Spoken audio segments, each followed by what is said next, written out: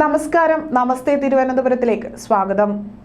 തിരുവനന്തപുരത്തിന്റെ വികസന പ്രവർത്തനത്തിനു വേണ്ടിയുള്ള vision document ഉടൻ പുറത്തിറക്കുമെന്ന് NDA സ്ഥാനാർത്ഥിയായ രാജീവ് ചന്ദ്രശേഖർ പറഞ്ഞു.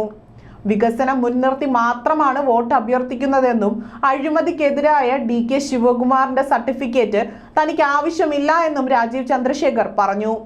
വില കുറഞ്ഞ വാദപ്രതിവാദങ്ങൾക്കില്ല എന്നും വികസനം മാത്രമാണ് തിരഞ്ഞെടുപ്പ് പ്രചരണമെന്നും ആവർത്തിച്ചാണ് NDA സ്ഥാനാർത്ഥി തിരുവനന്തപുരത്ത് വോട്ട് തേടുന്നത്. സമഗ്ര മേഖലകളിലും വികസന സംവാദങ്ങൾ, തീരദേശ വികസനത്തിന് പ്രത്യേക പദ്ധതികളും, വീട്, കുടിവെള്ളം, നൈപുണ്യ വികസനവും എന്നത് തുടങ്ങി IT വികസനവും വിനോദസഞ്ചാര മേഖലയിൽ തലസ്ഥാനത്തിന്റെ സാധ്യതകളും പറഞ്ഞാണ് അതാത് മേഖലകളിൽ സ്ഥാനാർത്ഥി പര്യടനം നടത്തുന്നത് പോലും. ഭരണത്തിൽ ഇല്ലായ്മ വികസനത്തിന് പൊതുവെ തിരിച്ചടിയാണെന്ന മറുവാദം ഉന്നയിക്കുകയാണ് കോൺഗ്രസ്.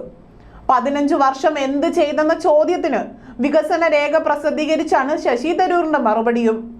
LDF സർക്കാരിന്റെ ഭരണ വികസന നേട്ടങ്ങൾ കേന്ദ്രീകരിച്ചാണ് പന്ന്യൻ രവീന്ദ്രൻ വോട്ടർമാരിലേക്ക് എത്തുന്നത്.